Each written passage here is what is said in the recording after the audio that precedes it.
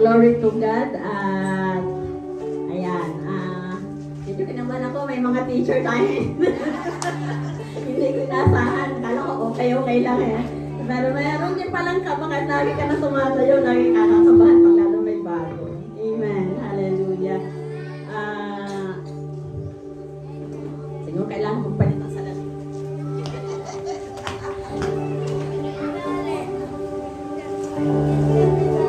Baka kasi pambasa sa akin. Yeah.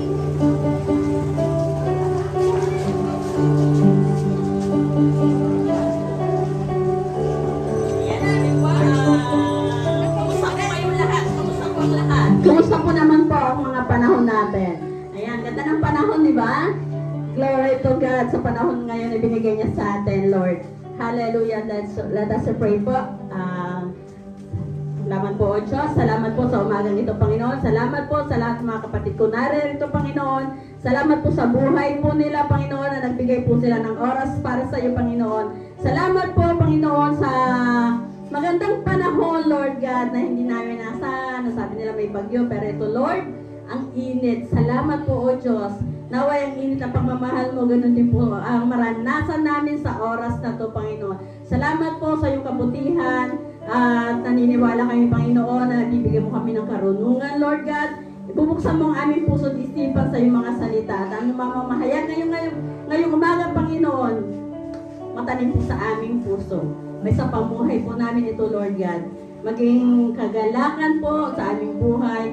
Inspirasyon po namin ito sa aming araw-araw na gagawin, Lord. Salamat po, O Diyos, sa iyong lahat ng magpapuri po sa salamat sa pangalan ni Jesus. Amen. Amen. Thank you, Lord. Nakikita niyo pa naman ako sa pulpito. Ibababa ko ba? Okay. Sukatan ko si Ma'am Lian eh. Pag sinabi niya mataas yung pulpito mo, pastora. Hallelujah. Dito po, si Pastor Dante si nag-ano sa akin, nag-assign. Ayan po, kumusta naman po mga kapatid, di ba? Ako po kasi talaga, ugali ko yung tuwing umaga, kaya ang gabi pa lang, sinecheck ko na yung panahon. Kasi talagang nag-ano ako na yung panahon ba ano kaya, marami pang dadalo pagka maulan kasi, expect mo kakaunti ang dadalo. Pero salamat sa Panginoon nung maulan, pero okay naman po yung attendance, yan. Talaga napakabuti ng Diyos, yan. Di ba po ba pagka nanonood po tayo ng balita, ang tanong natin, kumusta po kaya ang panahon? Maulan pa kaya? Ganyan. Pero ngayon pong umaga, kukumustahin ko rin po ang spiritual forecast ng inyong puso. Amen? Ayan po. Yung weather po ng puso ninyo ngayon, kumusta naman po? Okay naman. Yan. Glory to God. Sabi nga, okay lang. Baka feeling ka lang. Di ba? Kanina sa awitin natin. Thank you, Lord. Hallelujah. Ayan. Sabi nga po, ang ating nahirapan po ang ating PowerPoint. Okay lang. Ayan po. Tinatala ko po yung ating, ngayon, yung ating topic ngayon ng spiritual weather forecast. Ayan. Kasi po, napapanahon po talaga yung nangyayari ngayon, di ba? Ang dami-dami pong nagiging problema, dami-dami nangyayari. Pero kumustahin po natin yung spiritual natin. Amen. Pag sinabi pong weather, panahon ay tumutukoy sa panandaliang kondisyon. Panandaliang kondisyon ng kalangitan, pagka-weather. Kung ito ba ay maaraw, maulap, mabagyo, matagtuyo ba, o ano ba tawag dito, mahangin, ganon. Nagbabago ito araw-araw. Amen? Naluluha pa, no? Ayan. Ganyan din po minsan sa ating emosyon at pananampalataya. Pabago-bago araw-araw. Amen? Yan. Pabago-bago araw-araw, depende po yan sa sitwasyon natin. Kaya puro ka problema, ano ba nararamdaman mo? Diba? Ang lungkot-lungkot mo, napaka-cloudy mo. Amen. Ayan, pagka sinabi naman pong climate, ito naman po tumutukoy sa pangkalahatang lagay ng panahon sa isang lugar sa mahabang panahon. Let's say po, yung halimbawa, yung sa Baguio, sa Tagaytay, ang klima doon ano po? Malamig, di ba? Pero pagdating naman po dito sa atin, napakainit. Ayan. Sa Manila, ganun din, mainit. Ayan. Sa Tagaytay po malamig talaga na. Nakarating naman ako kami doon. At ibig sabihin, ang klima hindi basta nagbabago. Ito po ay isang karaniwang kondisyon ng isang lugar. Diba? Kung sa ibang lugar ng mundo, may malamig, may mainit, sa disyerto, diba? Ganun po. Kumusta naman po spiritual climate? Ang spiritual climate, hindi isang araw na kondisyon ng puso mo. Ito yung matagal na kondisyon ng iyong relasyon sa Diyos. Amen. Pag sinabi spiritual climate, kumusta yung spiritual climate natin? Kumusta yung relasyon mo sa Lord? Amen. Yun. Pagka tinawag naman natin spiritual weather forecast. Ito yung pagsusuri. Pagsusuri ng kalagayan ng puso mo sa harap ng Diyos. Amen. Yun po yung heart forecast natin. Nakikita mo kung maaraw, maulap, bumabagyo, binabagyo ka ba o tagtuyot ka na. Tagtuyot na ang espiritu mo sa buhay. Amen? So dito po sa natin, ang bilis ko po ba? Okay lang po. Okay lang pa. Hindi naman ako, para kung may hinahabol no? Nahabol ko yung oras. Pero okay lang po. Thank you Lord. Hallelujah. Ayan. Dito pa pag sinabi po natin yung heart climate po natin. Meron po kasing inano dito sa basahin po natin yung text natin sa awit 92 verse 12 to 13. Sabi po dito, tulad ng palmera, ang taong matuwid sa verse 12. Wala ka? Nandun? Okay, buksan nyo na lang po yung mga Bible sa awit 92 verse 12 to 13. Sabi po, okay na po ba? Na-open nyo na po? Sabi po dito, tulad ng palmera, ang taong matuwid, tatatag ang buhay. Sedar ang kagaya, kahoy sa Lebanon, lalagong malabay. Amen. Sa verse 13, sabi po, mga punong natanim sa tahanan ni Yahweh, sa templo ng ating Diyos, bunga nila'y darami. Amen. Glory to God sa salita ng Diyos. Dito po, may halintulad po. Pag sinabi po doon sa verse 12, kukunin po natin yung text ng verse 12. Sabi po dito, tulad ng palmera ang taong matuwid. So, dapat po ang kondisyon ng puso natin, ang climate ng puso natin, laging matuwid. Amen. Ang relasyon natin kay Lord, dapat lagi kang matuwid. Ang puso mo, laging matuwid. Diba ba sabi natin, heart climate mo is dapat laging matuwid.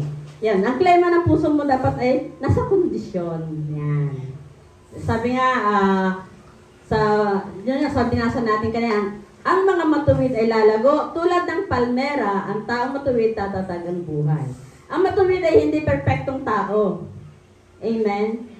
Hindi ibig sabihin kung matuwid ka, perfect ka na. Hindi pa po. Meron pa po yung proseso. Kundi taong itinatama ng Diyos araw-araw. Kaya mapalad ka kung araw-araw binabago ka ng Lord, araw-araw tinutuwid ka ng Lord. Amen? Amen. Hindi ito palaging tama, pero palaging nagpapasakop sa kalooban ni Lord. Amen. Ayan. Kita niyo yun, matuwid yung daan ng puso mo.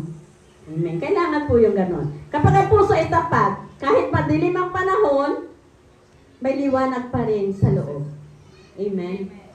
Kahit po puro ka ng problema, kung matuwid naman yung puso mo, nandun pa rin yung kapayapaan, nandun yung kagalakan na mararamdaman natin. Amen. Ayan po.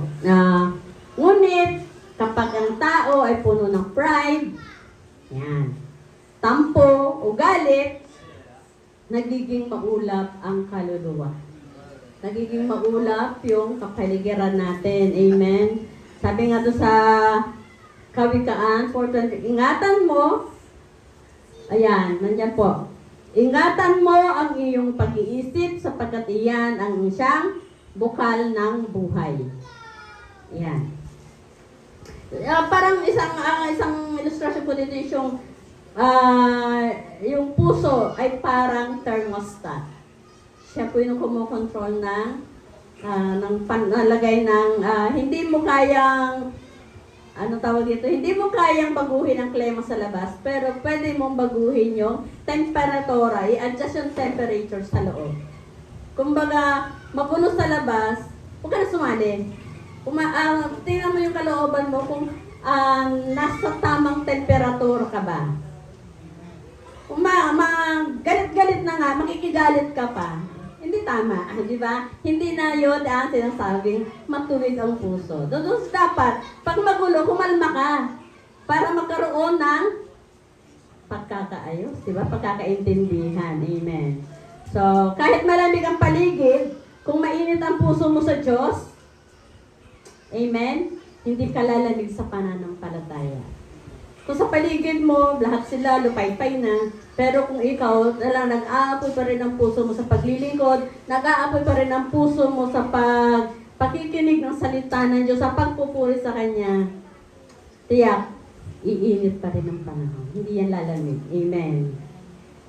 So, ang klima ng puso mo ay na magtatakda kung lalago o malalanta ka sa iyong pananampalataya. Check your heart.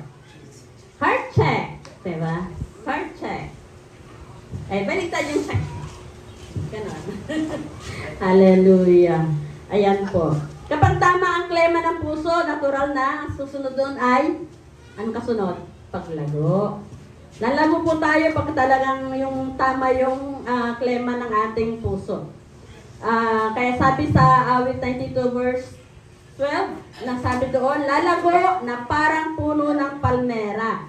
Tingnan natin kung bakit palmera ang ginamit na simbolo ni David. Kasi po yung, ito po, i-check po natin ang ating faith under heat. Ito po yung palmera. Ayan, ang faith under heat. Kumbaga, yung palmera po, pwede po siya mabuhay sa disyerto. Alam niyo, may kukonsider po din natin dito yung puno ng nyog, di ba kahit tag-tuyo, hindi siya natutuyuan. Amen. Diba, palm din po yan, palm tree. Ang puno ng nyog. Dito po sa disyerto, meron po talaga tayo makikita ng palmera doon na, minsan pa nga nakikita ko may sa picture lang hindi ako nakarating doon. Baka mamaya nakarating ako sa Saudi. May camel sa ilalim niya, di ba? Diba? Ganon yun. So, ang palm tree nabubuhay sa disyerto, sa gitna ng init at kakulangan ng ulan. Amen. Nananatili pa yung green, tuwid at mabunga. Tingnan niyo po, meron ka bang picture na mas malinaw? Yan. Sabi po, mapalad. Sabi po sa Jeremiah 17. Diyan po sa Jeremiah 17. Sabi, mapalad ang tao nagtitiwala kay Yahweh, katulad niya isang punong kahoy na nakatanim sa tabi ng batisan. Hindi ito manganganib kahit dumating ang tag-init. Patuloy pa rin itong namumunga. Amen. Tingnan niyo po yung puno ng palmera. Ganon po siya. Kahit ano pong bagyo ang dumating sa kanya, nandun pa rin po yung kanyang pamumunga. Amen. Kahit po binagyo o malakas ang hangin, yung mukuman yan po, hindi po yan mababali. Ganon po yung nakatanim sa salita ng Diyos. Ang tao makatanim sa salita ng Diyos. Pagkatapos ng unos, matibay pa rin siya. Nandun pa rin yung kanyang pamumunga, nandun pa rin yung kanyang pagiging luntian, kanyang pagiging green. Amen.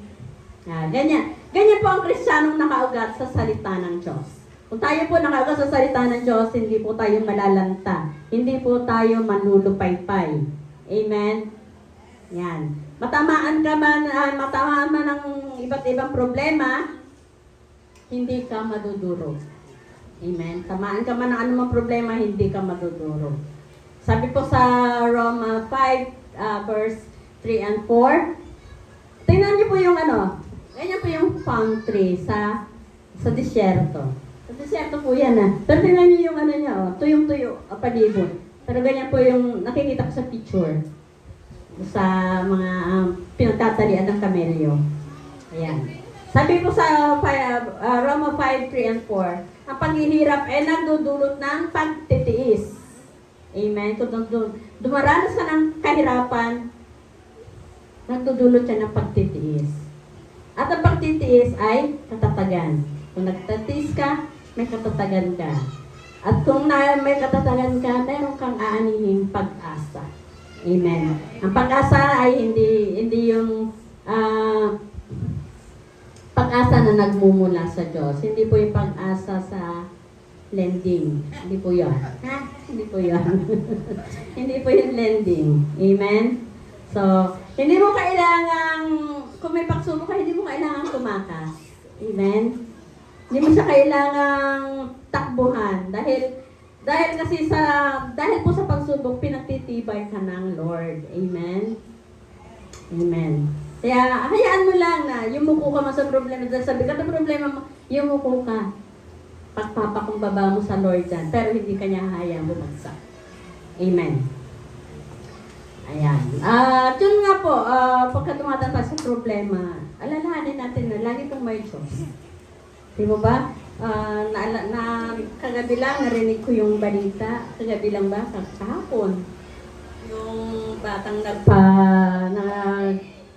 nag-suicide, yung anak ni Kim Atienza, di ba? Hindi na po niya nakayanan yung problema ang dinadala niya. Ang depression na pinagdadaanan niya.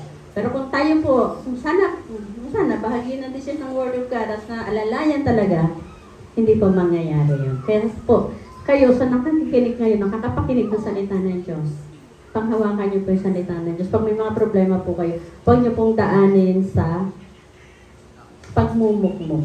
Amen. Kaya, sabi nga, so ano natin, kung sa init ang panahon, tayo ay pinalalago ng Diyos. Sa bagyo naman ng buhay, tayo ay pinatatatag. Amen. Kaya po, so sabi namin ni Pastor Dante, matatag na kami. Pero meron pa rin, kung the more na tumatatag ka, the more bibigyan ka pa ni Lord, kaya mo pa, kaya mo pa, kaya mo pa. Ayan, sabi niya, kaya mo pa. Nung una pa lang, sabi ko, nung nagkaroon kami ng problema, mas mataas pa sa akin yung problema ko eh. Pero, eto na, dito na lang siya. Nakakahinga na ako. Amen? Kaya glory to God. Kaya wag po kayo susuko pagdating sa problema. Kaya yan po yung magpapatatag sa inyo. Kaya, meron pa po isang inilalarawan si David sa atin. Yung puno ng, doon po sa palo, yung puno ng cedro. Yan po yung strength in the storm. Ayan. Tignan niyo yung puno ng cedro. Yan po nakuha natin sa internet. Pero hindi ko alam kung talaga itsura ng cedro. Kaya ng cedar tree. Ayan. Sabi po dito sa 92, awit 92 verse 12, see, at lalakas na tulad ng cedro sa Lebanon. Ayan. Ang cedro ay puno, yan po yung puno na ginamit sa paggawa ng templo ng Diyos ni Solomon. Yan po yung ginamit niya. Kasi po ito yung kilala sa lakas, sa bango, sa tibay. Kahit ilang dekada ang lumipas, hindi po yan nabubulok. Amen. Dapat naging ganun din po tayo mga mananampalataya. Amen? So, dito po sa atin, dito po sa Pilipinas, may halintulad po yan sa Nara, sa Yakal. Yan. Naalala ko po yung Lighthouse, di ba kagawad? Yung tinirahan namin doon sa Infanta noon. Tuwang-tuwa po kami ni Pastor Dante. Gusto nga namin bilhin sana yung mga kahoy noon eh. Panahon pa po ng hapon daw yun eh. Nakatayo na yun. Hindi po siya kayang kabin ng ng anay. Talagang ganun po ganun din po ang cedar. So, hindi ko alam kung anong kahoy yun. Anong kahoy yun pa? Ayan, yakal. Kahit daw yung ngipin ng yung ngipin ng anay, nababali. Kaya hindi niya kaya yon. Kaya yon. Magtayo tayo ng bahay na hindi nabubulok. Amen. Ayan po, may tulad natin yung sa Yakal, sa Nara, sa Mulabe, ganun matitibay daw po yan. Ayan. Sabi nga po sa Colossus 2:6-7, magbugat kayo at magpatibay kay Kristo at maging matatag sa pananampalataya. Yun po yung kanyang natin. Ang magpakatibay at maging matatag sa pananampalataya. Amen. ayun po, ang mga bagyo sa buhay ay hindi ipinibigay para sirain ka, kundi para ipakita kung saan ka nakaugat. Pagka may bagyo po kayong nararanasan, may mga problema po kayong nararanasan, doon na pinapakita kung saan kayo nakaugat. Matibay ba kayo o madali kayong mabuhay? Amen. Kailangan po talaga nakaugat. Amen. Pero pa kung dalawang ilustrasyon dito, actually, pinicturan lang namin to eh. Kasi sabi ko, sabi ko, meron po kami dalawang puno sa likod ng bahay namin. Nakikita niyo yung bahay namin. Yan. Ayan. Makikita niyo po yun sa likod ng bahay po namin. Ayan. Actually, yan po. Ito pong isa. Ito po yung pinakamatandang puno dyan. Ayan. Naputol na po siya, pero namumunga pa rin. Bakit? Kasi po nakaugat siya ng gusto. Ang ugat po niya, malalim. Malalim po ang pagkakaugat niya sa lupa. Sabi ko, hanggang ngayon namumunga, ilang taon na po kami doon, yan pa rin po yung punong yan. Actually, yung bunga na lang niya lumiliit kasi sa katandaan niya, ganun pala pag tumatanda, lumiliit ang bunga. Ayan. Ang liliit na po ng bunga niya, kita niyo sa taas ng bubong ng yan. Pero sabi ko, nakakuha ako ng ilustrasyon sa bakuran namin. Pagkatunay ka nga pala nakakaugat, hindi ka basta matitin. Ilang bagyo na mo pinagdaanan yan. Ayan. At meron din pang siya po yung mabagal na luwago, pero malalim yung pagkakaugat niya. Malilit nga yung bunga niya. Padala nga siyang magdahon-dahon eh. Ayan. Pero nakatayo siya dahil nakaugat siya ng malalim. Meron din naman po kami isang puno. Ito lang po. Ito po yung bata. Ang bilis po niya lumaki. Ang bilis po niyang kailan lang yan? Wala pa isang taon yan eh. Pero namunga agad siya. Mabilis po siya nagkabunga. Tapos, isang bagyo lang, bumagsak siya. Amen? Napakababaw ng kanya. Actually, hindi pa nakuha na ni Daniel yung picture niyang ugat eh. Hindi niya alam na yun ang kukunin ko yung ugat. Kaya hindi pa niya na-picturean. Pero yan yung talaga. Pero may bunga pa rin niya, kaya nakatagilid na siya. Kinuha ko na nga, ginulay ko na yung bunga niya. Nandun siya nakasiksik sa puno ng saging. Pero yan po, dito po, nakausli na po yung ugat niya. So, ganyan po tayo. Mabilis tayo. Pag mababaw po ang ugat, kunting hangin, babagsak. Amen. Kaya po tayo mga kapatid, magpalalim po tayo sa salita ng Diyos. Magpalalim tayo sa Lord. Amen. Sa presensya niya po tayo. Sabi nga kanina, babad sa presensya mo. Sabi po sa awitin kanina, hindi ko po sinabi yung mga awitin nila kanina, pero nandun po yung mensahe. Amen. Magbabad tayo sa presensya ng Panginoon para dumating man ang bagyo, hindi po tayo babagsak agad. Ngayon mga kapatid, tatanungin ko, alin kayo sa dalawa? Sa dalawang punong yan, alin kayo? Panggulay. Ayan. Diba? Dapat mahalaga po, malaman ninyo kung gaano kayo kalalim, kung gaano kayo kabilis lumago.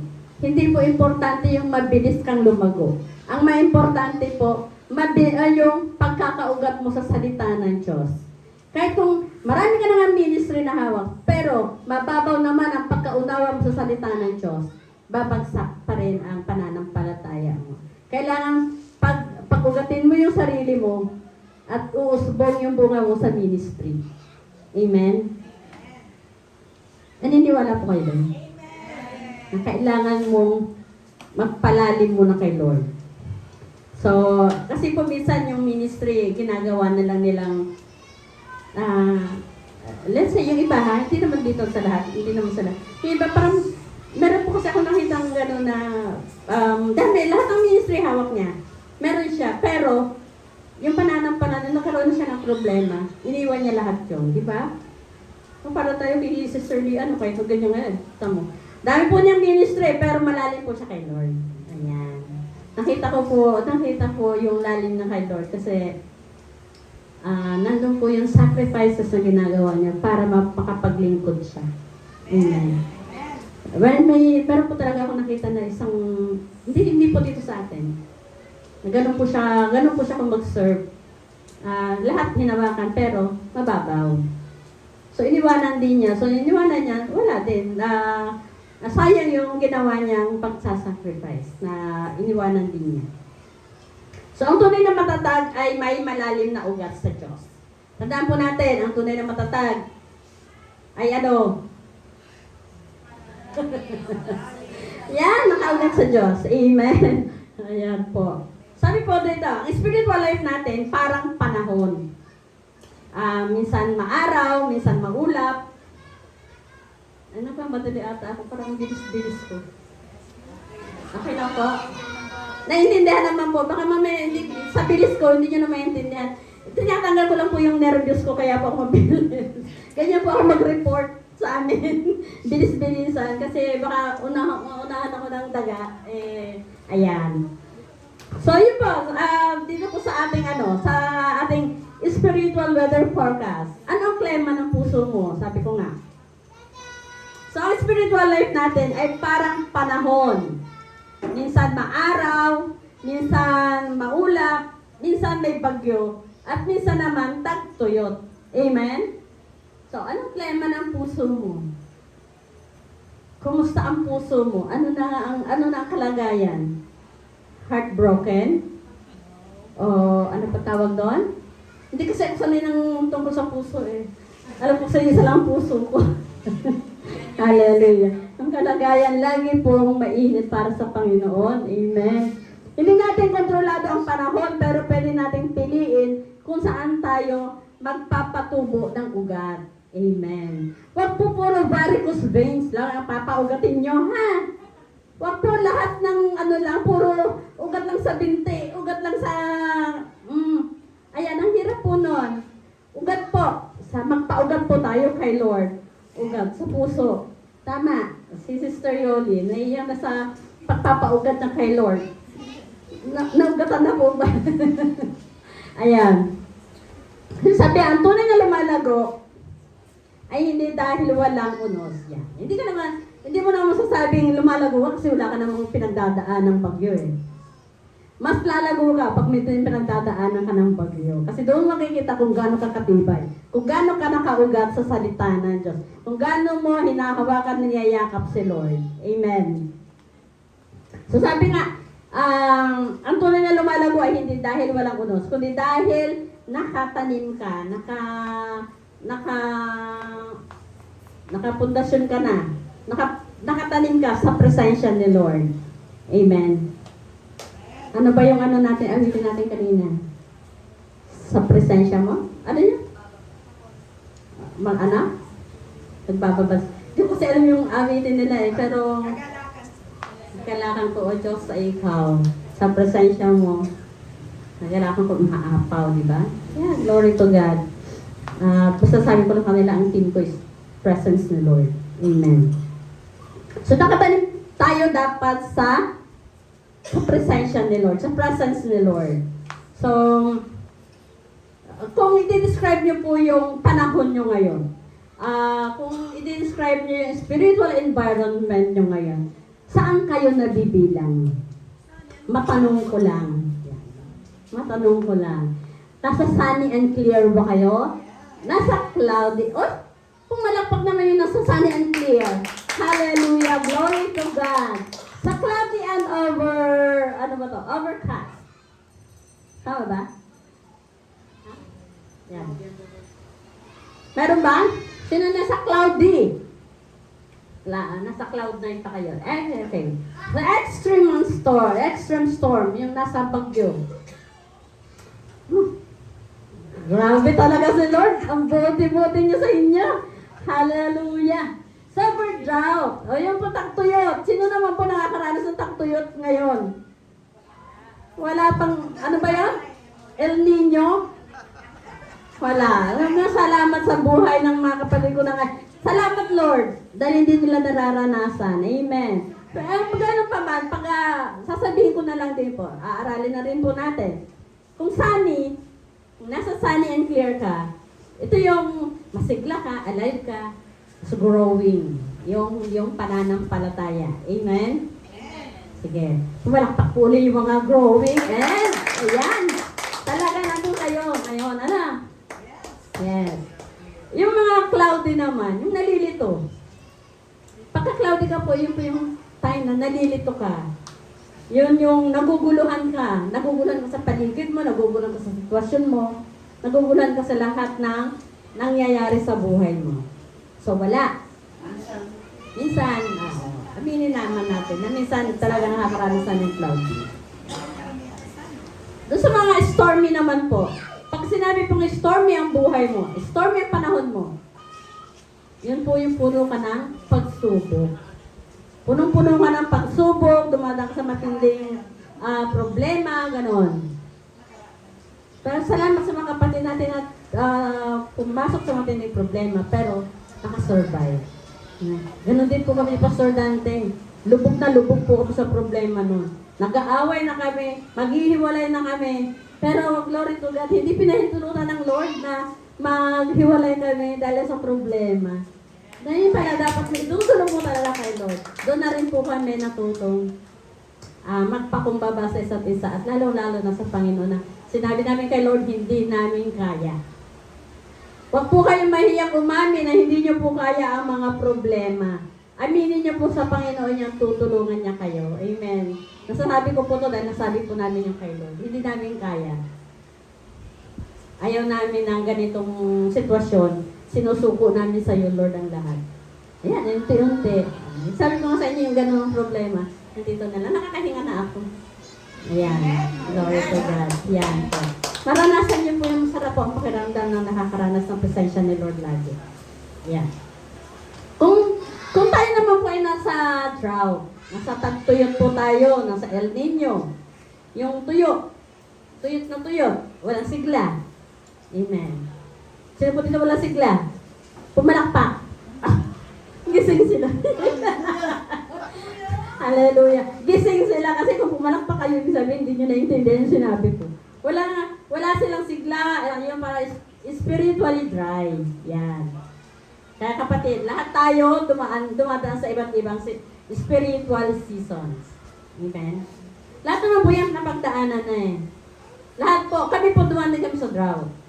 Dumaan po kami sa tagtuyot na as in, ayaw na namin mag-pray kasi sa tingin ng problema, ayaw na namin mag-pray. Ayaw na namin magsamba, ayaw na namin mag-worship. Yung dati nagpapatugtog, sinara ko na yung radyo namin, ayaw ko na magpatugtog. Kasi wala naman nangyayari nga. Pero doon ako kinatok ni Lord. Hindi ako kinutusan ako ni Lord. Gumising ka, hindi ganyan ang gusto ko sa buhay niya. Ganon din po si Pastor Dante. Inakbayan daw siya eh. Sa panaginip po yun ha.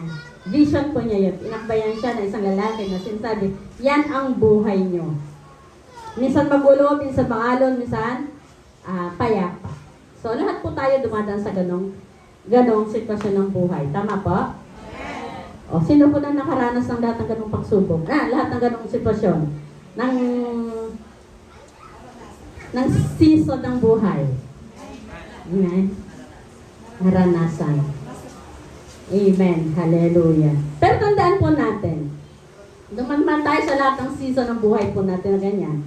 Ang mahalaga, hindi ang panahon, kundi ang ugat mo ang importante. Mahalaga po yung ugat mo. Ang pagkakaugat mo po sa Lord. Ang pagkakaugat mo po.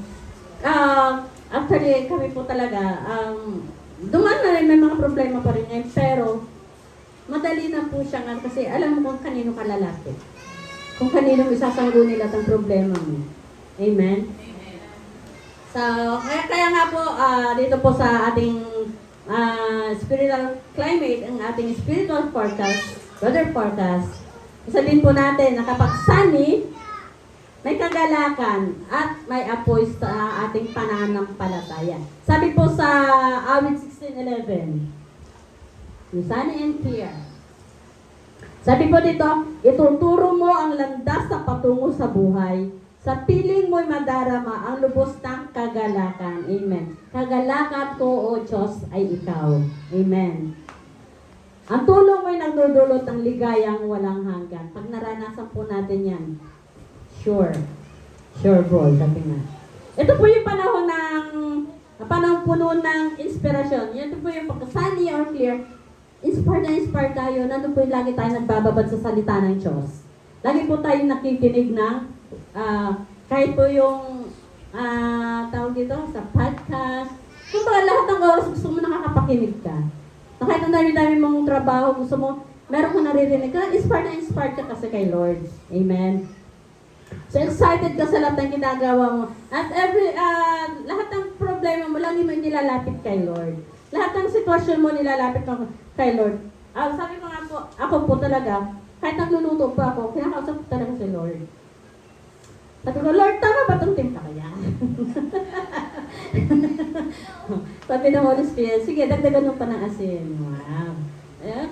Actually, kasi wala pa akong kausap dun eh. Ako lang talaga nagluluto. Ako lang nasa bahay eh. Yung mga yan, tulog. Yung iba nasa school, sila nasa trabaho. So ako lang, parang magluluto. Tatay mo, Holy Spirit, ano ang ulam namin? Bababa na yung ulam. Kung ano-ano na lang may isip ko lutuin. Yan. Ganun po. Ano ko lang yan. Pero ganun po talaga ako. Maging sa paghugas ng pinggan. Kasi naiinis na ako hugas ng pinggan. Ako nadadry na yung kamay ko, hugas ng pinggan. Pero sabi ni Lord, hindi ka ng gloves. Diba? Kaya may guantes po kami ngayon, 2, tigisa kami. Para hindi lang ako naghuhugas. Amen. So talaga po, kailangan lagi ka inspired. Lagi mo kinakausap si Lord. Amen. Kailangan po natin yan. Huwag po niyong iisipin na nag-iisa lagi kayo. Lagi niyo laging isipin na, may Holy Spirit akong kasama. Nandito lang siya. Actually, sa pagtayo mo, sinabi ko sa kanya, Holy Spirit, ikaw ang magsalita. Gamitin mo lang ang bibig ko. Kasi hindi ko kaya na. Nakita naman ni Pastor Dante kung paano ako mag-aral. Si Holy Spirit na lang ang Kaya sabi ko, Lord, thank you. At yan. Nakakatayo pa rin. Kaya lalo na, dumating sila, madam. Medyo ninervous ako. Pero salamat sa Panginoon.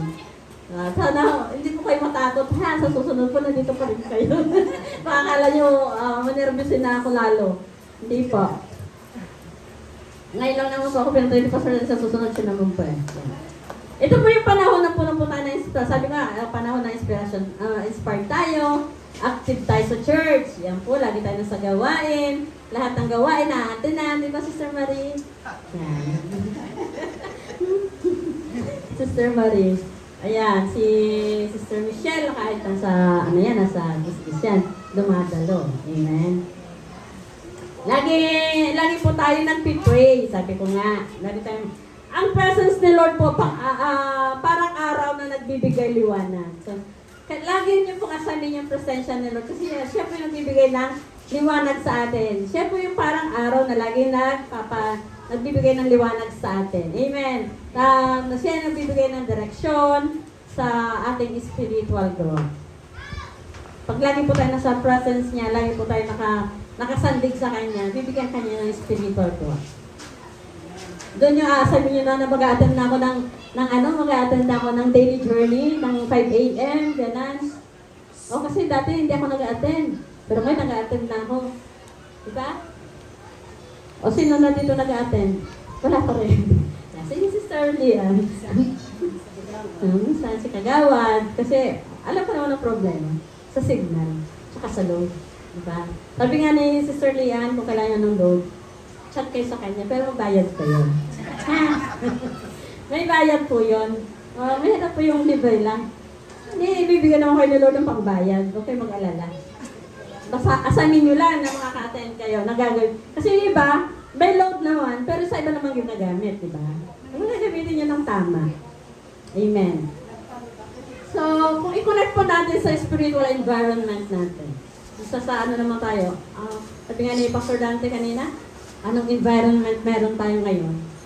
Amen? So, dapat kapag ang paligid mo ay puno ng Word of God, puno ng pag-worship at fellowship, natural lang ang paglago. Natural lang na lumalago ka. Amen? Pero kung puno ng negativity, pagiging nega, hindi megahan, nega. Mga kanan, mega. Nega, negativity ng kasalanan, ng kachismisan, yan. Nakakaroon ng Ano nangyayari? Nakakaroon ng spiritual dryness.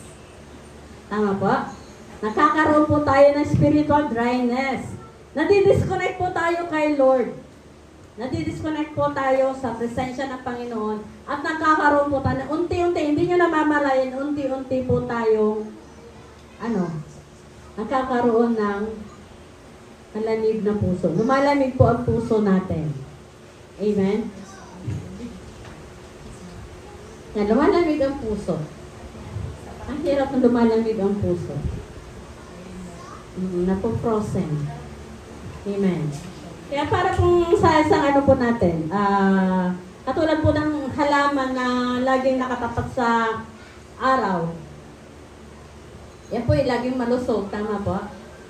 Kasi meron siyang sustansya na kukuha. Pero kung nasa lilim lang siya, hindi siya lumalago, hindi po siya lumalaki. Nabubonsay po siya. Pero hindi po ako po lagi ako nasa arawan. Talaga lang po ganito lang talaga ako kalaki. Huwag kayo mag-alala. Naarawan din po ako. Ayan po, kasi sabi nga, pag talaga nasasabi ko yung bonsai, naalala ko lagi sarili ko. Ito na mga asawa ko, mahilig mag-alaga ng bonsai. Ayan. Kaya gusto niya ako. Kaya love na love ako niyan kasi bonsai nga. Isay pa yung nickname ko. Isay pa tawag sa akin. Bonsai talaga. Ayan. Kaya sa po natin, asamin natin kahit lagi po tayong nasa liwanag ni Lord. Kasi para tayong mga halaman na napupuno ng nourishment, na-nourish po tayo, nabibigyan tayo ng vitamins. Amen. Lumalago po tayo. Siyempre, tumataba yung ating pananampalataya. Amen. Hindi po tayo nalalanta, hindi po tayo natutuyo. Tama po? Yan. Ganon din tayo. Kung lagi lumalapit kay Lord, mas lumalago ang buhay spiritual po natin. Pero hindi yung lagi, sabi nga, hindi naman po laging maaraw, di ba? Kahapon lang ata umuulan di ba? Yan. Kaya sabi, pero hindi laging maaraw ang buhay Kristiyano. Minsan laging may nagiging maulap din. So, yun sa pagiging maulap po.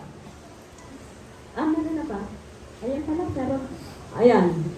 Sa pagiging maulap naman natin, kapag ang buhay po natin ay nababalot ng pagkalito o ng pagdududa. Yung bang lagi kang nang-pray ka na pero sinasabi mo pa rin, sabi mo, ay gagaling ako. Pero bakit kaya? Hindi naman ako pinakagagaling ni Lord. Nagdududa ka pa rin. Kung nag-pray ka na pinasa Diyos mo yan, nagagaling ka, gagaling ka. Pananampalataya mo ang patibayin mo. Amen. Kaya yan, huwag ka magduda. Sabi nga sa Santiago 1:6, subalit ang humihingi ay dapat magtiwala. Anong sikreto? Magtiwala. Amen.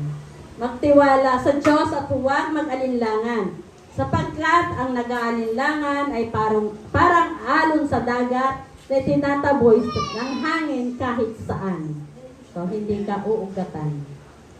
Amen. So, ang cloudy season po natin sa buhay ay panahon ng pagdududa at pagkalito. Alam mo may Diyos pero parang di mo naririnig ang kanyang tinig. Tama? Alam mo may Diyos pero nagpipray ka pero pakiramdam mo, ay hindi naman ako pakikinggan ito Diba? Nagda-doubt ka pa rin sa Kanya. Parang may ulap sa pagitan ninyo. Sa pagitan ninyo ni Lord. Parang may ulap pa rin. Hindi malinaw ang direction, hindi mo nakukuha ang kalooban niya para sa'yo. Kasi hindi mo tinatanggal yung pagdududa mo at pagkalito mo, kaya nagkakaroon ka ng, anong tawag dito, ng pagitan. Kung po natin kapag ang environment po natin ay puno ng distractions. Diba? Hindi natin makukuha ang malinaw yung instruction ni Lord. Lalo na po pagka yung may social media, yung mga social media, yung mga pressure natin sa buhay, yung mga takot natin at mga wrong influences po na nangyayari sa buhay po natin. Yun po yung nagbibigay ng pagitan sa atin sa Lord. Amen. Nagiging maulap ang ating pananampalataya. Sabi, ang ulap ay hindi nagpapawala sa araw. pero tinatakpan lang niya yung araw. Tinatakpan niya yung liwanag. Amen? Hindi po nawawala yung araw, kahit sabi niyo madilim, yung araw nandiyan pa rin. Nakatago lang siya sa ulap. Kaya lagi po si Lord, nandiyan po siya lagi sa paligid natin. Gloomy man yung paligid natin, pero nandiyan si Lord na naghihintay na sabihin mo yung ulo. Amen. Kaya sa amin, kahit maulap, nandiyan pa rin ang araw, hindi lang natin siya nakikita. Amen. Ganun din po si Lord. Kahit hindi mo siya nararamdaman, hindi ibig sabihin wala siya. Nandyan po siya. Amen. Kapag maulap ang spiritual life mo, huwag kang lalayo. Stay planted. Huwag kang lalayo. Pagka alam mo maulap na, ang gagawin mo naman is, lalo ka magmumuk mo. Lalo ka pong, huwag ka pong lalayo sa Panginoon. Patuloy ka mag-pray. Amen? Patuloy ka mag-pray. Magbasa ka ng Bible. Dumalo ka sa gawain. Amen? Dumalo ka ng may puso naman. Huwag lang yung attendance lang. Amen? Huwag na po sa attendance lang. Kunin niyo po yung puso ni Lord. Amen? Tapos patuloy po tayong mag-pray, patuloy po tayong magbasa ng salita ng Diyos at dumalo sa church. At yun po, darating din ang araw na lilinaw din ang langit mo. Amen? So, sabi nga, ang tunay na tinanim na nananatili sa lilim ng Diyos, kahit maulap, darating ang araw. Amen? Pero may panahon din po na hindi lang maulap, may bagyo din. May bagyo talaga. Amen? So, kailan lang may bagyo si Salome. Pero ito po, sa buhay pananampalataya po natin, kapag dumadaan po tayo sa matinding pagsubok, sabi po doon sa Marcos 4:37-39, kung meron ba. Summary ko na lang po. Ito po kasi ito yung bumabagyo na kasama nila si Lord. Dumating yung malakas na bagyo pero si Lord pinatahimik niya yung bagyo at hangin, di ba? Yun po yung storm season ng panahon na mayroon tayong mga problema, mayroon tayong mga sakit, nasa kawalan po tayo. Amen. Ito yung oras na sinusubok ka kung gaano kalalim ang iyong ugat. Ang ugat mo sa pananampalataya. Sabi nga, marami pong umaalis sa church pagka may bagyo. Pagka may bagyo sa buhay. Iniiwanan po ang church. Ang mas maganda po kasi gawin natin, pagka meron pong bagyo, mas kumapit ka kay Lord. Amen? Sabi nga po, ang bagyo hindi para sirain ka, kundi para subukin at palalimin ang iyong ugat. Amen? Parang kita, gano'n ka pa kalalim, tutumba kita. Okay, kita yung ugat, diba? So, ang strong storms reveal strong roots. Pinapakita yung ugat mo. Diba? Gano'n ka pa kalalim. Kaya, pag sa susunod, pag nakita nyo na mababaw lang ang ugat nyo, magkalalim pa po kayo. Amen. Kung nasa tamang spiritual environment ka, sa bahay ng Panginoon po, mananatili kang matatay. Amen? So, ang punong may mababaw na ugat ay agad natutumba sa hangin, pero ang may malalim na ugat, kahit may bagyo, nakatayo pa rin. Yan yung kasalanan ng illustration kanina. So, isa pong natin dito. Tandaan po natin, mga kapatid, kapag may bagyo sa buhay, huwag tumakbo palayo. Tumakbo kayo palapit sa Panginoon. Tandaan po natin yan. Kasi kung kami po ni Pastor Dante lumayo, baka wala na po talaga kami. Wala na pong Morelia family sa Santa Cruz. Pero salamat sa Lord. Dahil lumapit kami sa Kanya kami tumakbo. Yan. Dahil siya ang ating kalungan at tagapagligtas. Si Lord ang ating kalungan at tagapagligtas. Ang bagyo pasamantala lang yan, pero ang bunga ng pagtitiis ay pangmatagalan. So, magtiis lang po kayo kung may problema. Tiisin nyo lang yan dahil may pag-asa pa pong lalabas dyan. Amen? Amen. Ayan. So, dito na po tayo sa ating next. Sabi nga, kung minsan din naman, di lang bagyo, meron ding tagtuyot. May El Nino din po sa buhay po ng Kristiyano. Kapag tuyot na po ang puso at walang sigla sa pananampalataya. Yan po, ang spiritual drought ay panahon ng dryness, walang ganang magbasa, walang ganang makinig na salita ng Diyos, walang ganang magpuri, walang ganang sa fellowship. Sa chismisan meron. Siyempre masaya doon, di ba? Maraming balita. Pero sa salita ng Diyos, nawawala na yung pakikinig mo. Parang lahat ng ginagawa mo ay routine na lang. Parang lang, kunwari, katulad yan, pag mag-church ka, pero wala naman sa loob mo, attendance ka lang. Diba? So, huwag po natin gawin gano'n. Ang ganitong panahon ay sinyalis na napuputol ka na sa source. Napuputol ka na sa Holy Spirit. Kaya huwag po natin hayaan na mag-drought po tayo, magkaroon po tayo ng drought. Magkaroon po tayo ng tagtuyot sa buhay po natin. Sa buhay spiritual natin. Yan. Kapag hindi mo inaalaga ng connection mo kay Lord, mauubos ang spiritual moisture mo. Yung moisture, kailangan mo ma-rejuvenate. Pagka ganyan na natutuyo ka na. Ang mga Kristiyanong hindi nadidiligan ng Word of God, ng prayer, ng fellowship, ay natutuyo, sabi nga. Ang halaman na hindi nadidiligan ay natutuyo kahit may araw. Kailangan ito ng tubig tulad natin. Kailangan natin madiligan ng salita ng Diyos. Amen. O sino po dito masipag magbasa ng salita ng Diyos?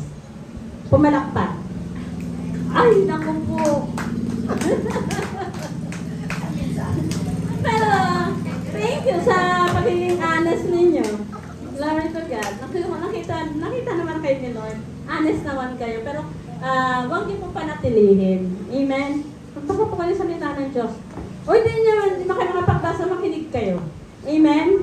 Marami pong paraan para makakuha ka ng wisdom galing sa Lord. Ayan.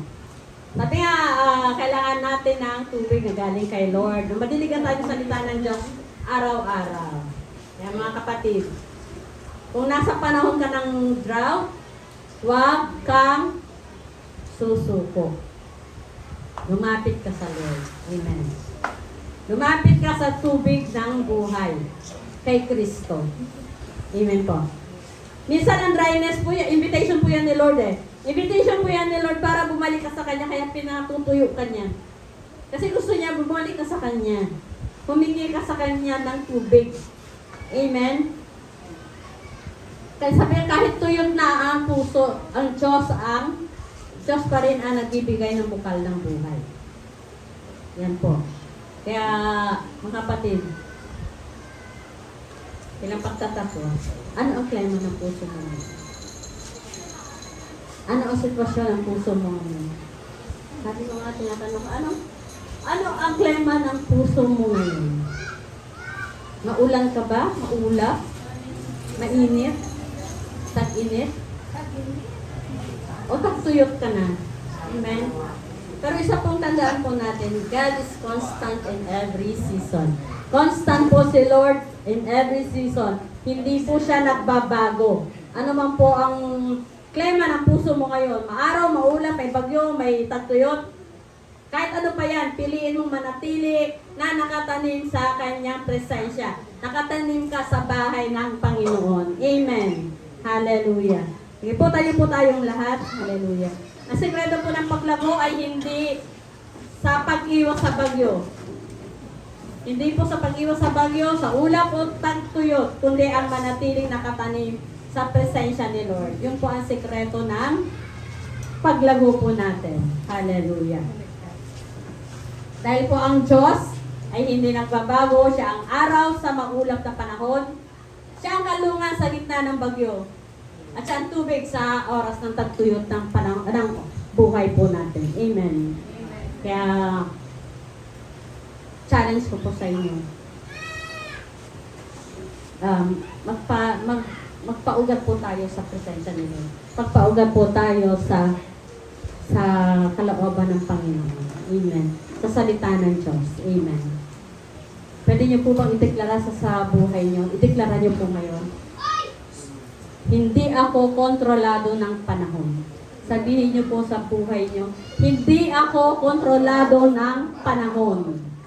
Ako ay tinanim sa bahay ng Panginoon. Amen? Sabay-sabay po natin sabihin, hindi ako kontrolado ng panahon.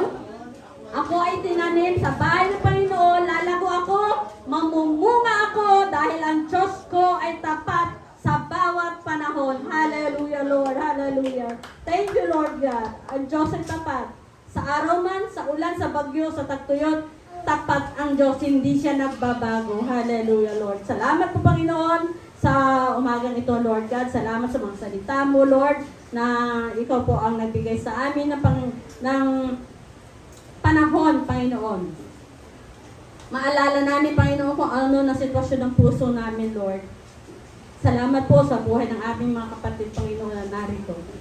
Nawa, magkaroon po sila ng realization, ano na po ang buhay po nila, ano na po ang sitwasyon ng kanilang mga puso sa oras na to, Lord God. Patuloy po, Panginoon, tinataas ko po sa inyo ang mga kapatid ko narito, Panginoon.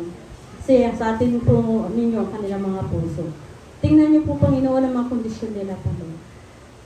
Bigyan mo po sila, Panginoon, ng pagka-uhaw sa mga salita mo, Lord. Sa presensya mo, Panginoon. Hintulot mo, Panginoon, na matanim sila sa iyong presensya, Lord God. Bigyan mo po sila, Lord, ng kasabikan, Panginoon, sa oras na sila po nakakaranas ng kalungkutan, Lord God. Bigyan mo po sila ng comfort, Lord. Sa oras ng kanilang karamdaman, Panginoon, bigyan mo sila ng kagalingan, Lord. Dahil ikaw ang source ng lahat ng ito, Panginoon. Ano man po kanilang pinagdadaanan sa lahat ng problema, Panginoon, ikaw ang solusyon. Wala po kaming ibang magagawa, Panginoon, kung kami ay nakahiwalay sa iyo. Hayaan mo mamunga kami kahit anong klema ng buhay po namin, Lord. Sa pangalan ng aming Panginoon Jesus, sa pangalan ng aming Panginoon Jesus, itanim po kami ng mas malalim pa, Panginoon, sa iyong presensya. Salamat po, O Diyos. Naniniwala kami, Panginoon, na sa umagang ito, Lord, na nakapakinig kami ng mga salita mo, Panginoon, at naiuwi po namin ito sa aming tahanan, na ibabahagi sa sino man aming makakausap na dumadaan sa tag-init, sa tagtuyot, sa maulap ng panahon, Panginoon, sa tagbagyong panahon ng kanilang buhay, Lord. Mapaalala namin sa kanila, Lord, na ikaw ang Diyos na hindi nagbabago, ikaw ang Diyos na hindi nagkukulang, ikaw ang Diyos na pinagkakatiwalaan ng lahat ng mga anak mo, Panginoon. Wala ka pong hindi magagawa sa buhay po namin. Ang mga kagalingan, Lord, magdadaloy, Panginoon. Ang kakulangan, Lord, pupunuin mo. Bibigyan mo kami ng solusyon sa lahat ng aming mga pinagdadaanan. Salamat po, O Diyos. Ano man po ang aming sitwasyon ngayon, Panginoon, ikaw po ang nakakaalam. Pinagkakatiwala po namin ito sa iyo ng buong puso, ng buong lakas, Panginoon.